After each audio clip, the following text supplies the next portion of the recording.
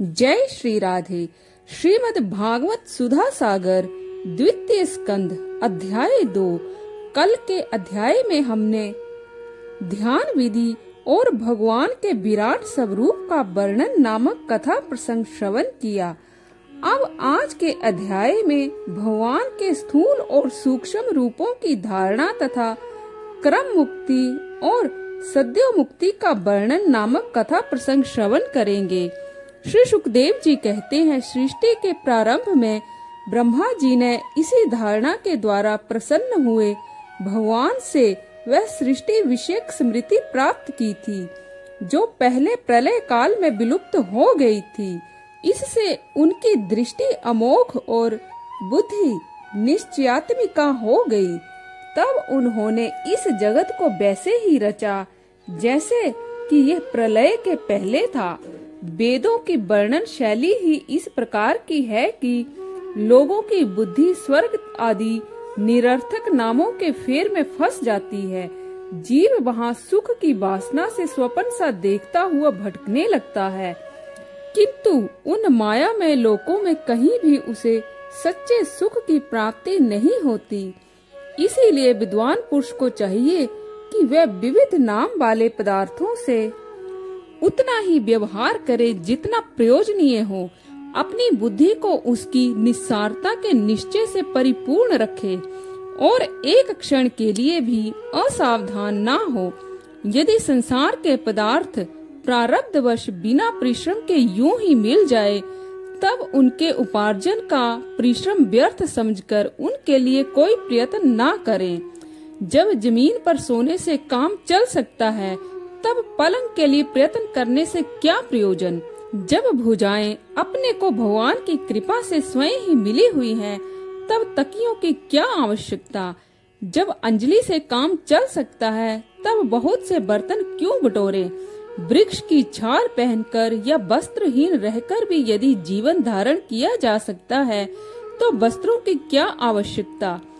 पहनने को क्या रास्तों में चीथड़े नहीं हैं। भूख लगने पर दूसरों के लिए ही शरीर धारण करने वाले वृक्ष क्या फल फूल की भिक्षा नहीं देते। जल चाहने वालों के लिए नदियां क्या बिल्कुल सूख गई हैं। रहने के लिए क्या पहाड़ों की गुफाएं बंद कर दी गई हैं। अरे भाई, सब न सही, क्या भगवान भी अपने शरणागतों की रक्षा नहीं करते। ऐसी स्थिति में बुद्धिमान लोग भी धन के नशे में चूर घमंडी धनियों की चापलूसी क्यों करते हैं।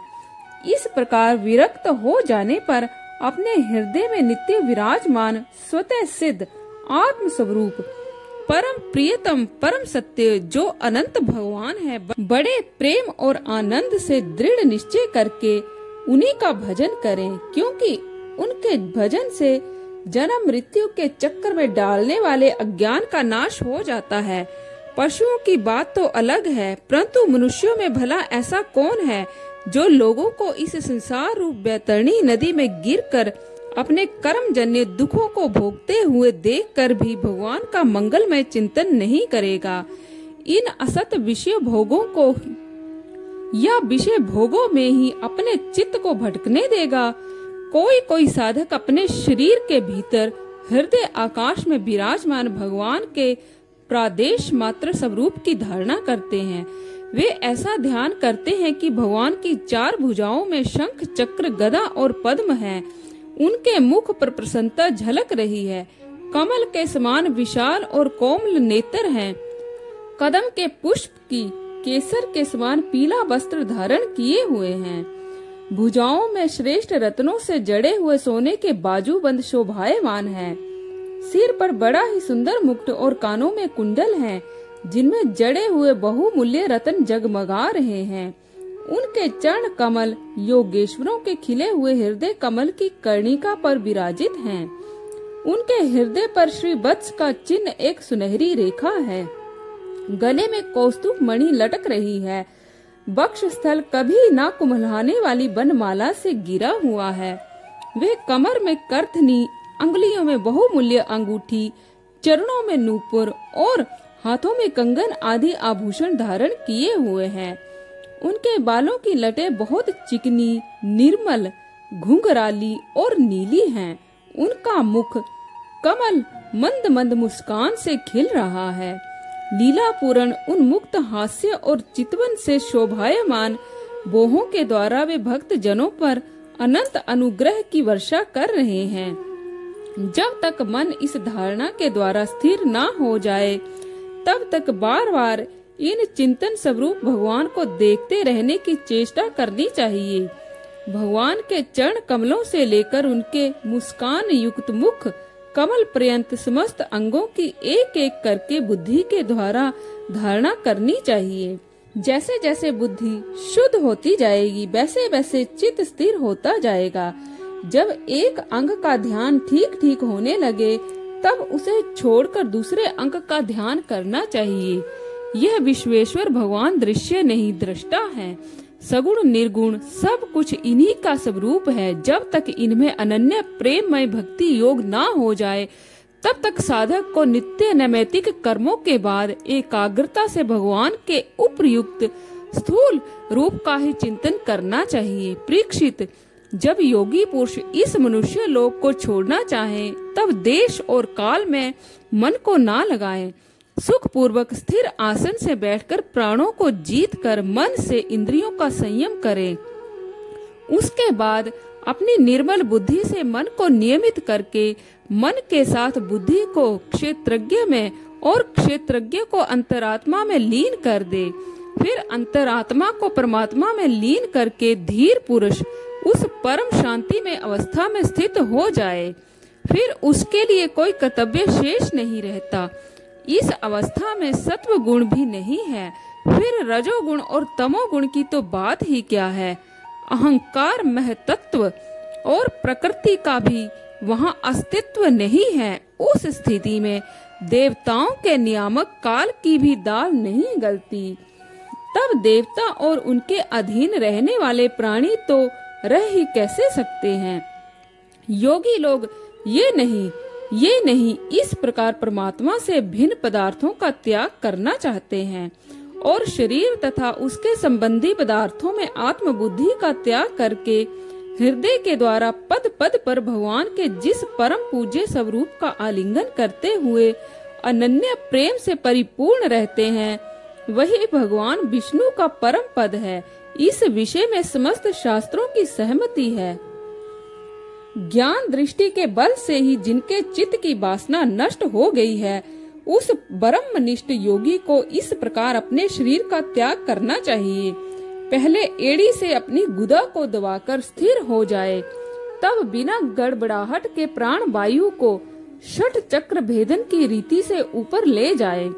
मनस्वी योगी को चाहिए कि नाभि चक्र मणिपूरक में स्थित वायु को हृदय चक्र अनाहत में, वहां से उदान वायु के द्वारा वक्ष स्थल के ऊपर विशुद्ध चक्र में, फिर उस वायु को धीरे धीरे तालु मूल में चढ़ा दे। उसके बाद 2 आंख, 2 कान, 2 नास का छिद्र और मुख, इन 7 छिद्रों को रोककर उस तालु मूल में स्थित वायु को भौहों के बीच आज्ञा चक्र में ले जाए।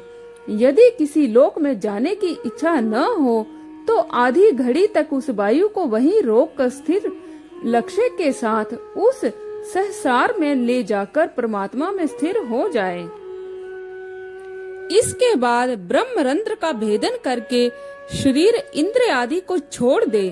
परीक्षित, यदि योगी की इच्छा हो कि मैं ब्रह्मलोक में जाऊं, 8 सिद्धियां प्राप्त करके आकाशचारी सिद्धों के साथ विहार करूं, अथवा त्रिगुण में ब्रह्मांड के किसी भी प्रदेश में विचरण करूं, तो उसे मन और इंद्रियों के साथ ही लेकर शरीर से निकलना चाहिए।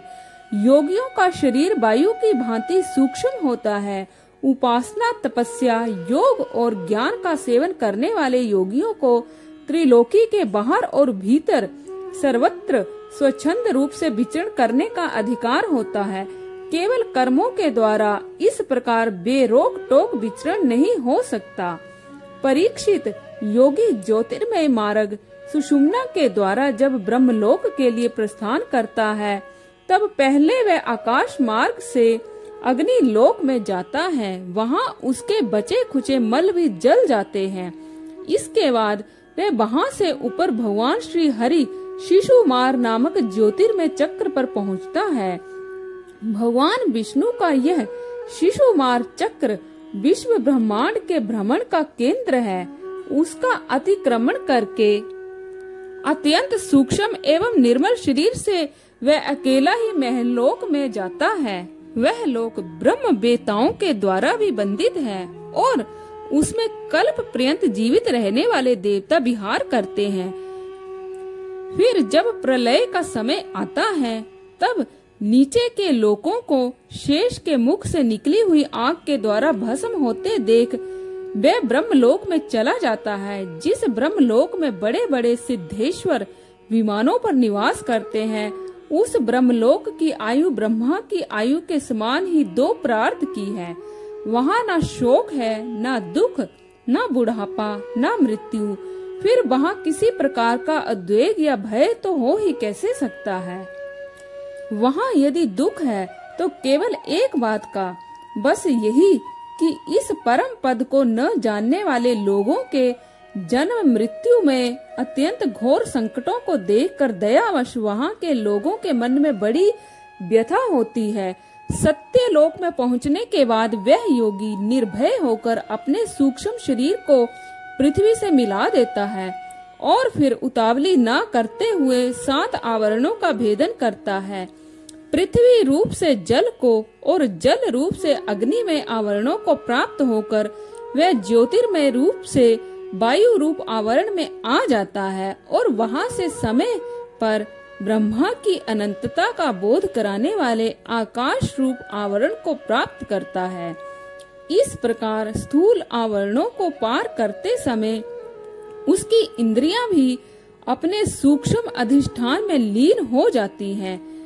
घ्राण इंद्रिय गंध तन मात्रा में, रसना रस तन मात्रा में, नेत्र रूप तन मात्रा में, त्वचा स्पर्श तन मात्रा में, श्रोत्र शब्द तन मात्रा में और कर्म इंद्रियां अपनी अपनी क्रिया शक्ति में मिलकर अपने अपने सूक्ष्म स्वरूप को प्राप्त हो जाती हैं।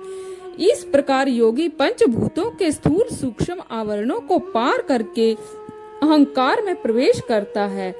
वहाँ सूक्ष्म भूतों को तामस अहंकार में, इंद्रियों को राजस अहंकार में तथा मन और इंद्रियों के अधिष्ठाता देवताओं को सात्विक अहंकार में लीन कर देता है। इसके बाद अहंकार के सहित लय रूप गति के द्वारा मह तत्व में प्रवेश करके अंत में समस्त गुणों के लय स्थान प्रकृति रूप आवरण में जा सकता है अथवा जा मिलता है। परीक्षित, महाप्रलय के समय प्रकृति रूप आवरण का भी लय हो जाने पर वह योगी स्वयं आनंद स्वरूप होकर अपने उस निरावरण रूप से आनंद स्वरूप शांत परमात्मा को प्राप्त हो जाता है, जिसे इस भगवनमय गति की प्राप्ति हो जाती है। फिर उसे संसार में नहीं आना पड़ता।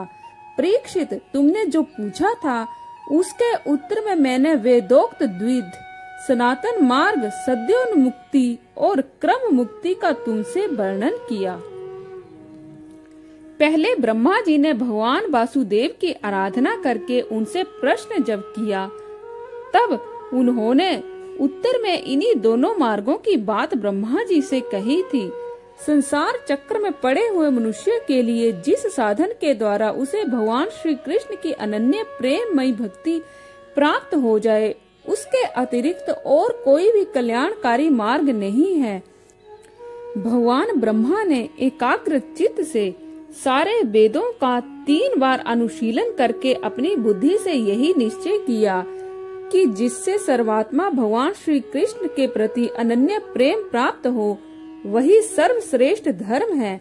समस्त चर अचर प्राणियों में उनके आत्मा रूप से भगवान श्री कृष्ण ही लक्षित होते हैं, क्योंकि यह बुद्धि आदि दृश्य पदार्थ उनका अनुमान कराने वाले लक्षण हैं।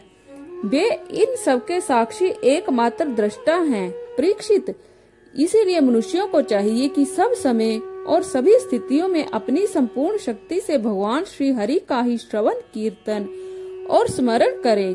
राजन, संत पुरुष आत्म स्वरूप भगवान की कथा का मधुर अमृत बांटते ही रहते हैं। जो अपने कानों के दोनों में भर भर कर उनका पान करते हैं, उनके हृदय से विषयों का विषैला प्रभाव जाता रहता है, वह शुद्ध हो जाता है और वे भगवान श्री कृष्ण के चरण कमलों की सन्निधि प्राप्त कर लेते हैं। तो आज के लिए बस इतना ही। कल फिर आपसे भेंट होगी, तब तक के लिए जय श्री राधे।